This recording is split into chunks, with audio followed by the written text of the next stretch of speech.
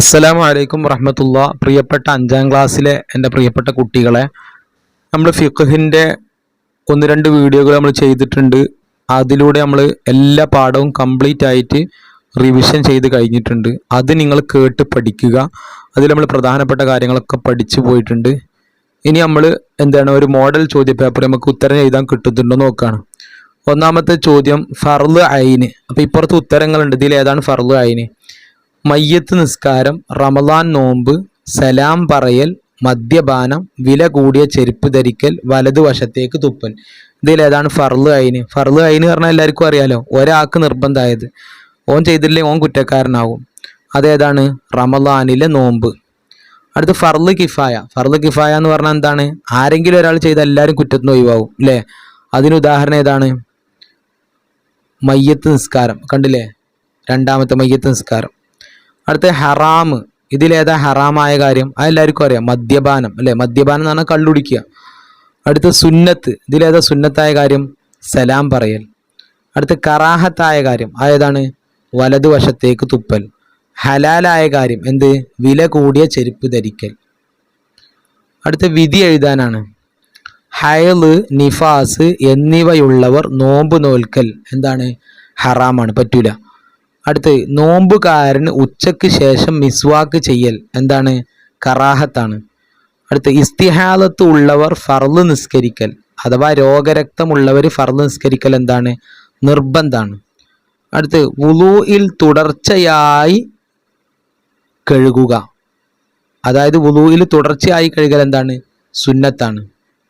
അടുത്ത് കള്ളികൾ പൂർത്തിയാക്കാൻ. വളരെ പ്രധാനപ്പെട്ടതും പരീക്ഷയ്ക്ക് വരാൻ സാധ്യതയുള്ളൊരു ചോദ്യമാണിത്. ഹൈള് രക്തം ഏറ്റവും കുറഞ്ഞത് ഏതാണ്? 24 മണിക്കൂർ അഥവാ ഒരു ദിവസം. ഹൈള് രക്തം കൂടിയത് എത്ര ദിവസമാണ്? 15 ദിവസം. സാധാരണ എത്രയാണ്? 6-7 ദിവസം.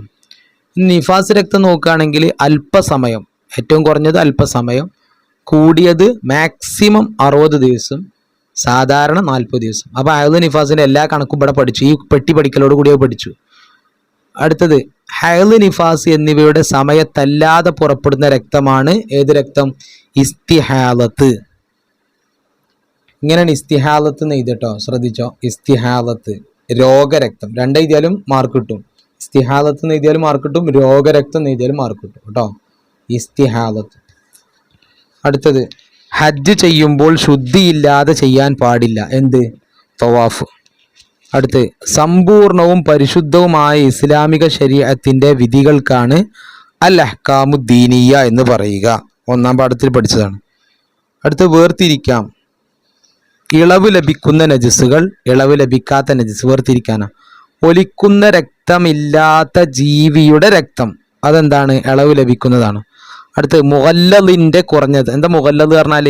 നായ, പന്നി പോലത്തെ നജസാണ് മുഗല്ലദ്. അതിൻ്റെ കുറഞ്ഞ രക്തം, അതിന് മാപ്പുണ്ടോ? ഇല്ല. മുഗല്ലദ് എന്ന് പറഞ്ഞാൽ അതിനെ അടുപ്പിക്കാനേ പറ്റൂല, ഒരു നിലക്കും അതിനെന്തില്ല, ഇളവുണ്ടാവില്ല. അടുത്ത് ഈച്ചയുടെ രക്തം. ഈച്ചയുടെ രക്തം എന്ന് പറഞ്ഞാൽ ഒലിക്കുന്ന രക്തമില്ലാത്ത ജീവിയല്ലേ, അപ്പം അതിൻ്റെ രക്തത്തിന് എന്തുണ്ട്? ഇളവുണ്ട്. അടുത്ത് കൊതുകിൻ്റെ ശവം. ഇവിടെ നമ്മൾ ശ്രദ്ധിക്കണം, കൊതുകിൻ്റെ ശവം എന്ന് പറഞ്ഞാൽ കൊതുകിൻ്റെ രക്തമാണ് നമ്മൾ പുസ്തകത്തിൽ പഠിച്ചു, പക്ഷെ കൊതുകിൻ്റെ ശവം പറഞ്ഞിട്ടുണ്ടോ? ഇല്ല. അപ്പോൾ അത് ഇളവുണ്ടാവില്ല, ഇളവില്ലാത്തതാണ്. ഓക്കെ. അടുത്ത ഉത്തരം എഴുതാം. നിഫാസ് രക്തം എന്നാൽ എന്ത്? എന്താണ് നിഫാസ് രക്തം എന്ന് പറഞ്ഞാൽ? ഇതാ, പ്രസവം കഴിഞ്ഞ് 15 ദിവസത്തിനുള്ളിൽ പുറപ്പെടുന്ന രക്തമാണ് നിഫാസ് രക്തം. പഠിച്ചില്ലേ? പ്രസവ രക്തം, പ്രസവം കഴിഞ്ഞ് 15 ദിവസത്തിനുള്ളിൽ പുറപ്പെടുന്ന രക്തം. അടുത്തത് ഹൈള് രക്തം എന്നാൽ എന്ത്? എന്താണ് ഹൈള് രക്തം? ഗർഭാശയത്തിൻ്റെ അങ്ങേ അറ്റത്തു നിന്ന് ചില പ്രത്യേക സമയങ്ങളിൽ പുറപ്പെടുന്ന രക്തം. പഠിച്ചില്ലേ? ഗർഭാശയത്തിൻ്റെ അങ്ങേ അറ്റത്ത് നിന്ന് ചില പ്രത്യേക സമയങ്ങൾ പുറപ്പെടുന്ന രക്തം. റെഡി. അടുത്ത നിസ്കാരം സാധുവാകാൻ എന്തെല്ലാം ശുദ്ധിയായിരിക്കണം? ചെറിയ ക്ലാസ് മുതൽ തന്നെ നമ്മൾ പഠിക്കുന്ന കാര്യമാണിത്. നിസ്കാരം സാധുവാൻ ശരീരം, വസ്ത്രം, സ്ഥലം എന്നിവ ശുദ്ധിയാകണം. ശരീരം, വസ്ത്രം, സ്ഥലം. അടുത്തത് മുഖഫഫായ നജിസ് എങ്ങനെ ശുദ്ധിയാക്കാം? മുഖഫഫായ നജിസ് എന്ന് പറഞ്ഞാൽ എന്താണ്? നമുക്ക് എല്ലാവർക്കും അറിയാലോ. എന്താണ്? 2 വയസ്സ് പൂർത്തിയാകാത്ത, പാലല്ലാത്ത, മറ്റൊന്നും ഭക്ഷിക്കാത്ത ആൺകുട്ടിയുടെ മൂത്രം. അതാണ് മുഖഫഫായ നജസ്. അത് എങ്ങനെ വൃത്തിയാക്കേണ്ടത്? തടിയുണ്ടെങ്കിൽ നീക്കി മൂത്രത്തിനേക്കാൾ കൂടുതൽ വെള്ളം ആ ഭാഗത്തേക്കെല്ലാം കുടയുക, കഴുകേണ്ടതില്ല. എങ്ങനെ ശുദ്ധിയാക്കേണ്ടത്? തടിയുണ്ടെങ്കിൽ നീക്കി മൂത്രത്തിനേക്കാൾ കൂടുതൽ വെള്ളം ആ ഭാഗത്തേക്കെല്ലാം കുടയുക, കഴുകേണ്ടതില്ല. അടുത്ത വുളൂഇൽ ശ്രദ്ധിച്ച് കഴുകേണ്ട അവയവങ്ങൾ ഏതൊക്കെയാണ്? വുളൂഇൽ ശ്രദ്ധിച്ച് കഴുകേണ്ട അവയവങ്ങൾ ഇതാ: മടമ്പ്, പീള, പീളക്കുഴി എന്നിവ ശ്രദ്ധിച്ച് കഴുകുക. അടുത്തത് വുളൂഇന്റെ സുന്നത്തുകൾ നിന്ന് 2 എഴുതാനാണ്. വുളൂഇന്റെ സുന്നത്തുകൾ ഇത് അവിടെ കുറേ ഉണ്ട്. ഖിബിലക്ക് തിരിയുക, വുളൂഇന്റെ സുന്നത്തിനെ ഞാൻ വീട്ടിൽ നിന്ന് കരുതുക, 2 മുൻകൈ ഒന്നിച്ച് കഴുകുന്നതോടൊപ്പം ഔദും ബിസ്മിയും 2 ഷഹാദത്ത് കലിമ അൽഹംദുലില്ലാഹില്ലദീ ജഅൽ മാ തഹൂറ എന്നിവ ചൊല്ലുക, മിസ്വാക്ക് ചെയ്യുക. എത്ര ഉണ്ട് അല്ലേ? നമ്മൾ ചെറുപ്പം മുതലേ പഠിക്കണല്ലേ. വായിൽ വെള്ളം കൊപ്പിളിക്കുക, അങ്ങനെ ഇഷ്ടം പോലെ ഉണ്ട്. തിങ്ങിയ താടി. അപ്പം നമ്മൾ 2 എഴുതിയാൽ മതി. അപ്പം ഇതാണ് എന്ത്?